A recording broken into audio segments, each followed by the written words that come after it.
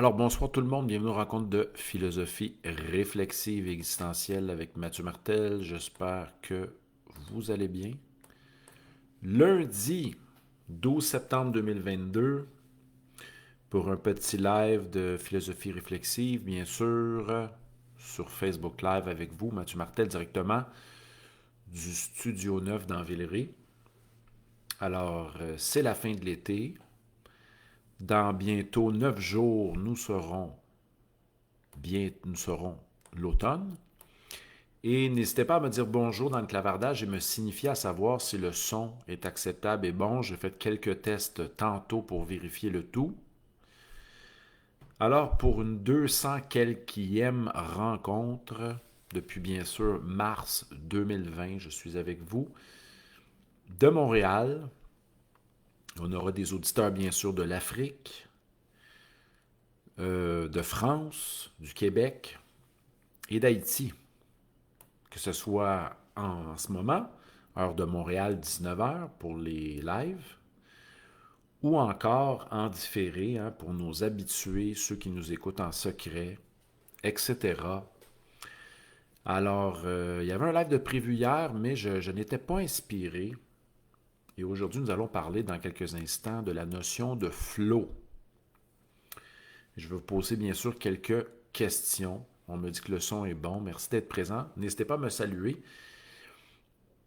Alors voilà, des petits points d'information avant de commencer notre conférence, notre petit live ici. Il ne s'agit pas de conférence, mais d'entretien qui dure entre 30 et 40 minutes, interactif parce que je vous pose des questions. Ces rencontres ont débuté à l'Observatoire Vieillissement et Société en 2000, je crois, 17 ou 2000, ouais, 17 janvier 2017 et j'ai terminé le tout, les causeries philosophiques, en ligne sur Facebook. Et voilà, c'est ce qui a débuté un peu mon approche de rencontre-causerie. Cependant, nous étions 11 au Yoga Shack, métro Crémazie, ce vendredi dernier. Moment remarquable, plein de nouveaux visages et quelques habitués. Cathy était présente, Eliane aussi. On remercie Ajuna et Elisabeth qui nous ont super bien accueillis au Yoga Shack. C'est notre nouvel endroit. Écoutez bien ça. Haut plafond, air climatisé, fenêtre. On a le coucher de soleil qui nous accompagne. C'est merveilleux. On a à peu près une dizaine de places là-bas, 10-15, au Yoga Shack. Et on se revoit bien sûr au Yoga Shack le 7 octobre. Et on m'a dit, le 7 octobre au Yoga Shack à Montréal, allez voir dans la section événements, rencontre sur les synchronicités, j'ai toutes sortes d'histoires à vous raconter, vous allez aussi me partager les vôtres, mais aussi une rencontre sur l'intuition, la voie de l'intuition, le 21 octobre. Donc, on se voit 2 fois au Yoga Shack en octobre, mais dans quelques jours, dans 11 jours, même pas 11 jours, nous serons à Yoga Bhavana dans Villeray, toujours à 19h, toujours les vendredis. Allez voir ma section événements. Et on nous a dit que Hélène serait peut-être présente. Donc, on souhaite bien notre Hélène qui est habituée des lives. Elle nous dit qu'elle sera fort probablement présente, mais ne mettons pas de pression. Il y a quelques billets de vendus. Et je vais vous attendre à Yoga Bhavana, c'est près du métro Jean Talon où j'arrive. Je termine avec les points d'information. Ceux qui veulent revisionner toutes nos rencontres thématiques, allez dans la section vidéo de ma page Mathieu Martel Philosophe. Ceux qui veulent plus d'informations sur mon parcours, allez sur mon site, mathieumartel.com. Et ceux qui veulent apprécier les événements à venir, allez dans la section événements de la page Facebook pour pouvoir être averti de quand va se produire les prochains événements. On va même commencer les Zooms au mois de novembre, un beau Zoom en direct un samedi à 13h, une rencontre sur l'amour aimé autrement. Hélène nous dit qu'elle a la COVID, mais elle va sûrement retrouver le chemin de la santé d'ici là. On lui souhaite bon repos et bonne rémission. Nous sommes présentement 9 sur le Facebook Live. Ce soir, nous parlons de la notion de flow. Je vous pose une première question et je vais parler ensuite, faire un petit laïus sur le flow. Vous savez que ces rencontres-là sont faites de manière spontanée, inspirée, inspirante et intuitive. Le terme flow renvoie à quoi pour vous? On a la fameuse expression « on nous invite, on nous enjoint à suivre le flow ». À quoi associez-vous ce terme, le flow? Qu'est-ce que cela veut dire pour vous, la notion de flow? Et dans quelques instants, je vais commencer, entamer mon petit laïus de départ. Et on va être ensemble pour 30 à 40 minutes comme d'habitude. Je remercie Guylaine d'Abitibi qui est présente, Cathy qui était au Yoga Shack, ainsi qu'Eliane, merci d'être là. Salutations à Léane, Doris et aux autres. Dites-moi un petit bonjour aussi. On salue ceux qui nous écoutent de Québec aussi. Je pense à François, Isabelle. Salutations à vous. Et merci à ceux et celles qui étaient présents au Yoga Shack. On a eu 2 couples de Français.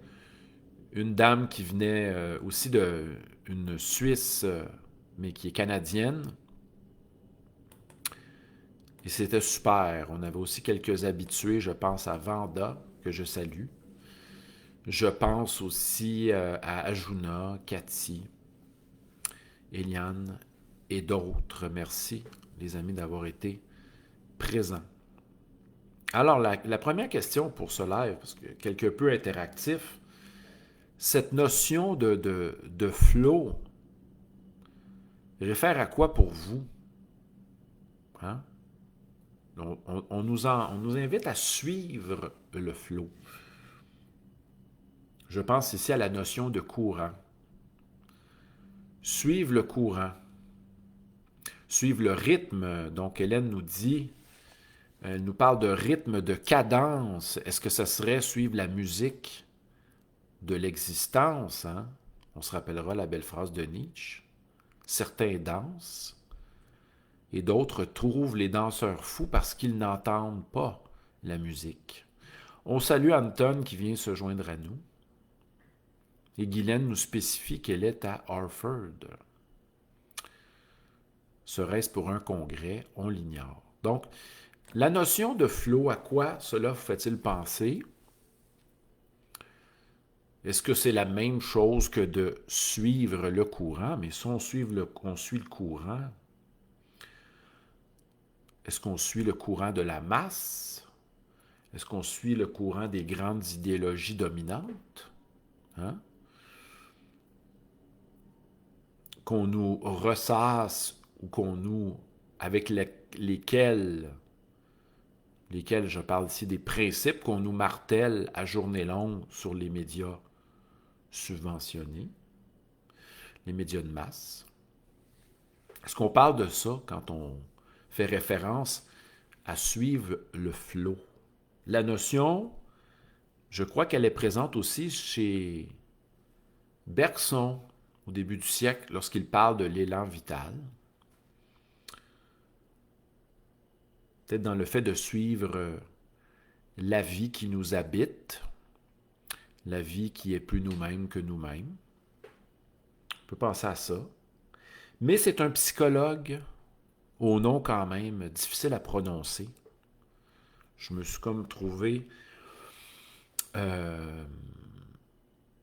une expression mémotechnique pour pouvoir le prononcer.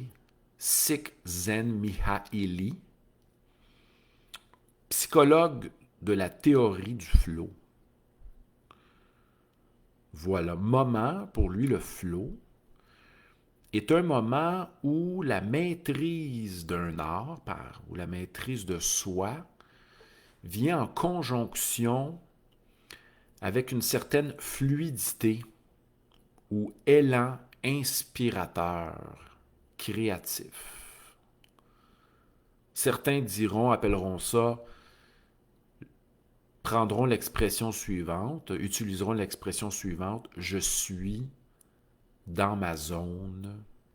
Hein, je suis dans une zone où il m'est possible de me laisser être et de m'adonner à la créativité ou à une certaine pratique. Mais on peut aussi pratiquer le fait de suivre le flow dans notre vie au quotidien.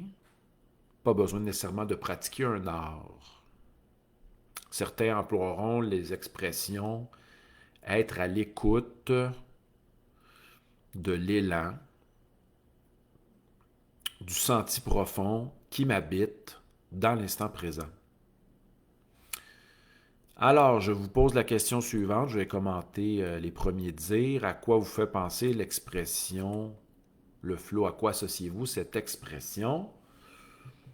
Quand on parle de flow, on parle de quoi pour vous? Salutations à Daniel qui vient de se joindre à nous, que je verrai demain au collège. Alors, est-ce qu'on a quelques commentaires?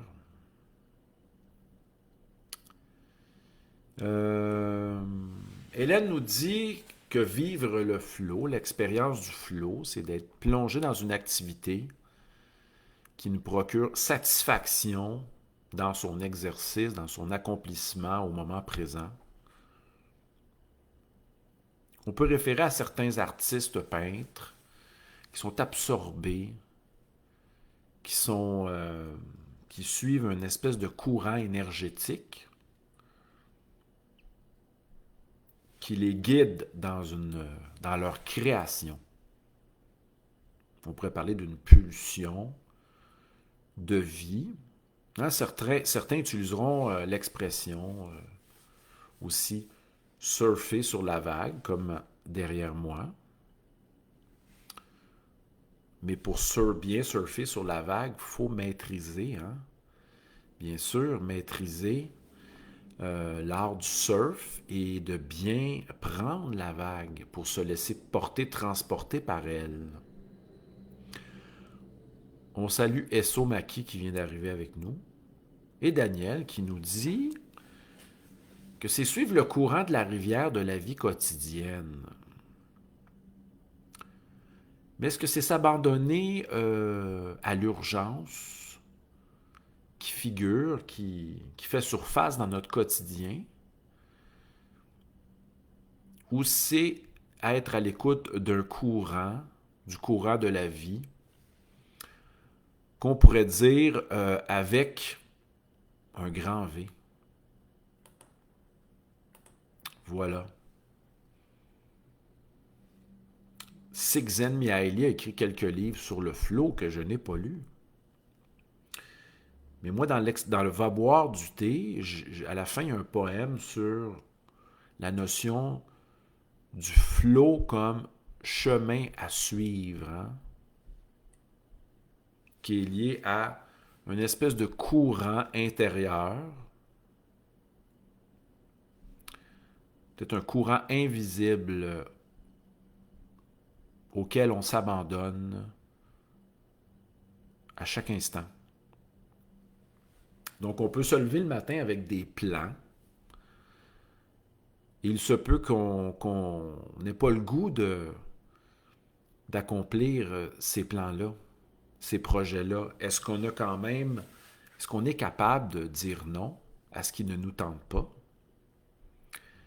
et de vraiment se mettre en syntonie avec ce qui veut vivre au plus profond de nous, ce qui vibre ici maintenant.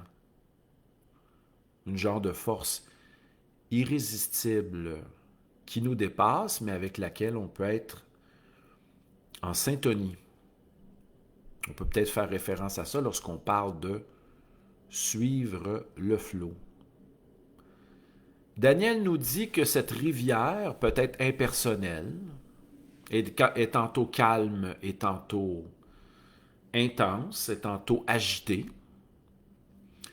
Hélène fait référence, quant à elle, que vivre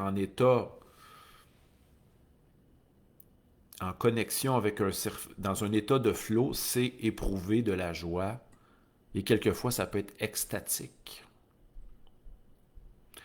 Hein, que l'on pense au musicien qui saisit son instrument dans ses mains et qui décide de jouer une pièce et qui se réveille 1 heure et demie plus tard à avoir exploré plusieurs pièces. Par le simple fait d'avoir pris son instrument dans ses mains, on remercie Daniel pour son conseil très taoïste. Hein? Ceux qui ont de la difficulté à entamer un projet ou à se mettre dans l'action. Hein? Attachez votre soulier et ouvrez la porte pour aller à l'extérieur. Ou si vous êtes musicien, prenez votre instrument dans vos mains ou ouvrez votre piano et déposez vos mains sur les touches. On voit toujours ça plus difficile que cela ne l'est. Hein? Tout cela toujours plus imposant. Nos pensées nous jouent des tours. Et comme disait Cioran, nous sommes tous des farceurs et nous survivons à nos problèmes. Anton nous déclare, il veut qu'on soit à l'écoute de notre propre moi. Mais devrions-nous être à l'écoute du moi ou du soi? Nietzsche nous invite à écouter le soi. Il dit que c'est un aspect de nous qui pousse au dépassement et à la créativité. Mais Anton nous dit quand même de sortir des conditionnements pour suivre le seul désir. Pour reprendre les mots de Paul Diel, suivre l'élan de son être profond. Nietzsche nous inviterait à dire oui à notre instinct.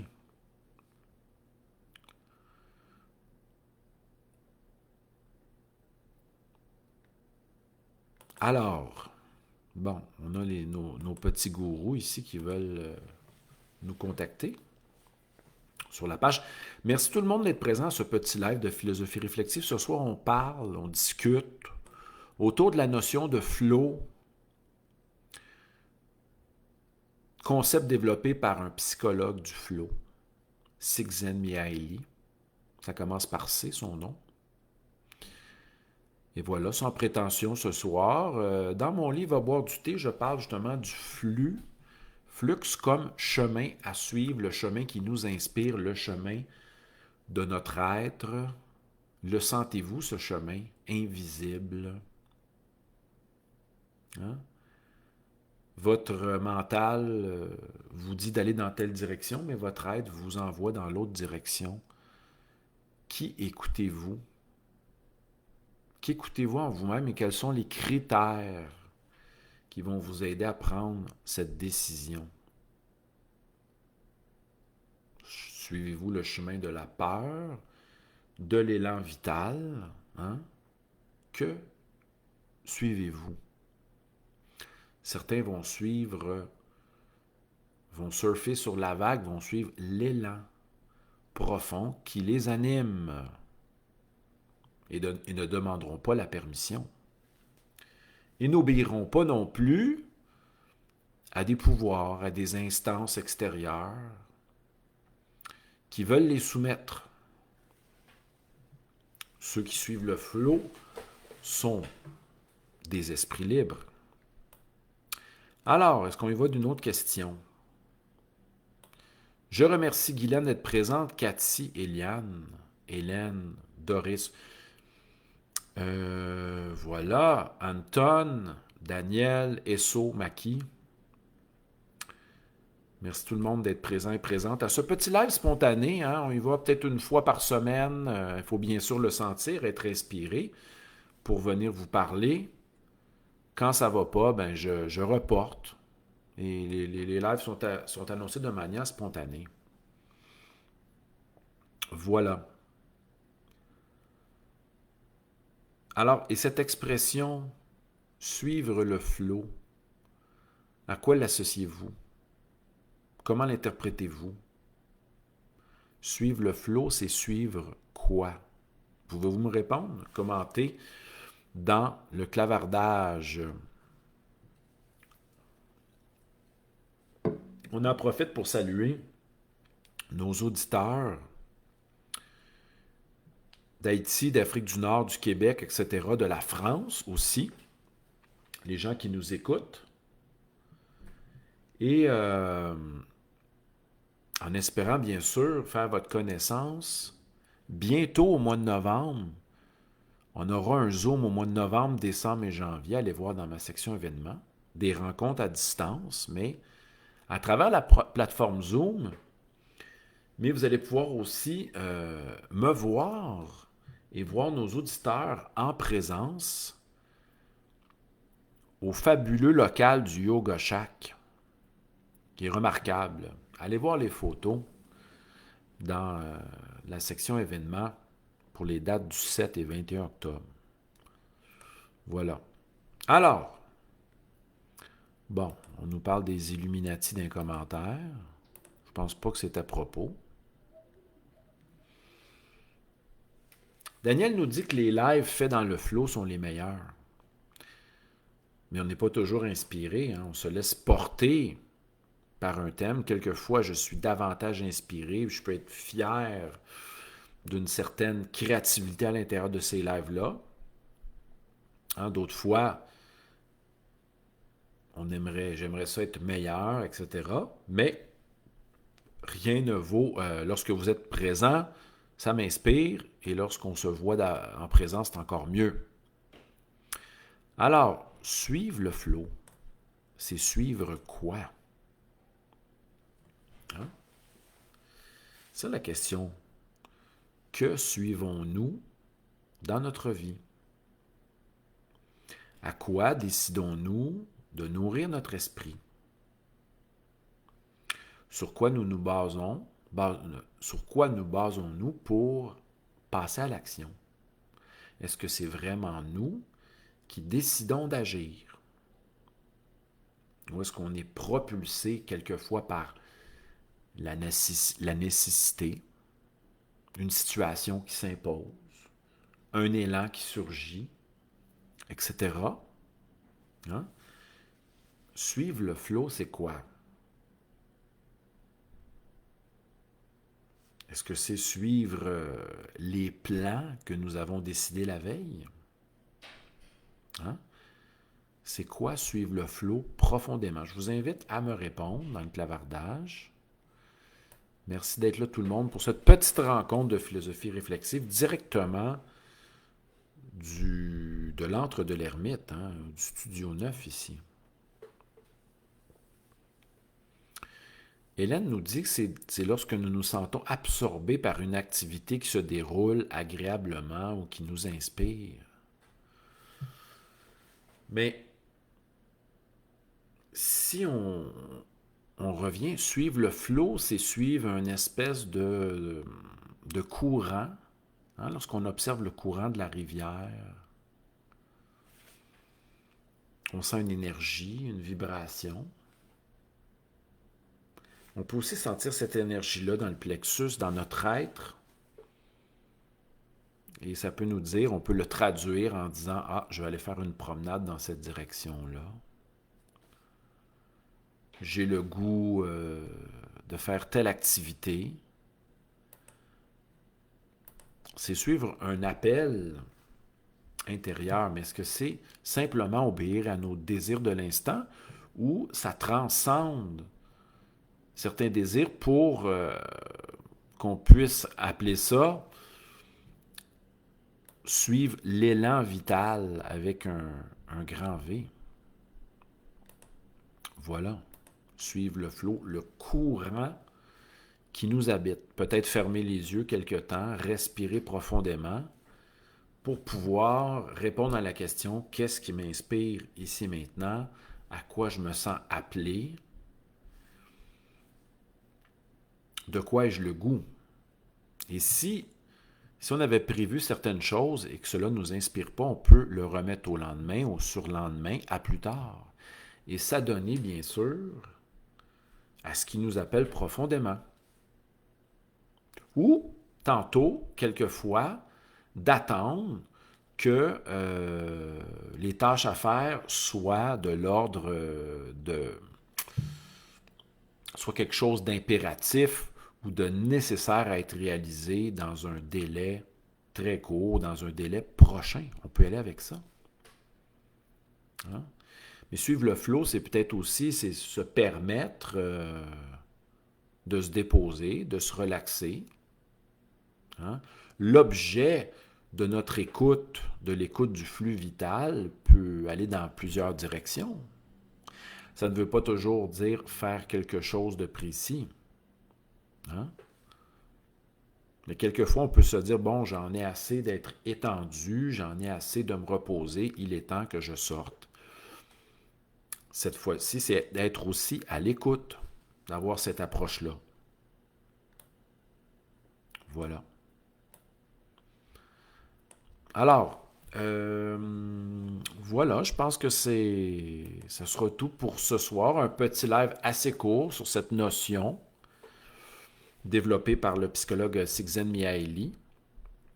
Mais je ne voulais pas développer vraiment une théorie ou résumer sa théorie ou quoi que ce soit. Je voulais juste faire allusion au terme, de se poser la question, qu'est-ce que c'est pour nous que de suivre le courant? De quel courant parle-t-on? Et c'est se mettre en contact avec ce qui veut vivre en nous, l'invisible qui veut vivre en nous, ce qui nous appelle profondément, nous inspire ce que l'on sent qui doit être fait. Daniel nous dit que le temps que l'on apprécie perdre n'est pas du temps perdu. Hein? Ça dépend aussi, quand on parle de perdre notre temps, si on l'apprécie justement, hein, dans la détente, dans le fait d'être dans le non-agir, c'est aussi inspirant. Sur ce, les amis, on se revoit bientôt. Merci d'avoir été présents. Au plaisir de vous voir sur un prochain live ou, bien sûr, le 23 septembre à Yoga Bhavana ou le 7 octobre au Yoga Shack à Montréal. Merci tout le monde de votre présence. Bonne fin de soirée. Portez-vous bien. Et bonne semaine. À la prochaine. Au plaisir. Et n'hésitez pas d'aller revisionner nos rencontres thématiques en allant dans la section vidéo où il y a plusieurs thèmes d'aborder. Je tente bien sûr de varier les thèmes, mais on a tellement abordé de thèmes que si vous avez besoin de ressourcement, allez dans la section vidéo et écoutez un live qui vous inspire par le titre. Portez-vous bien. Bonne soirée. Bye bye.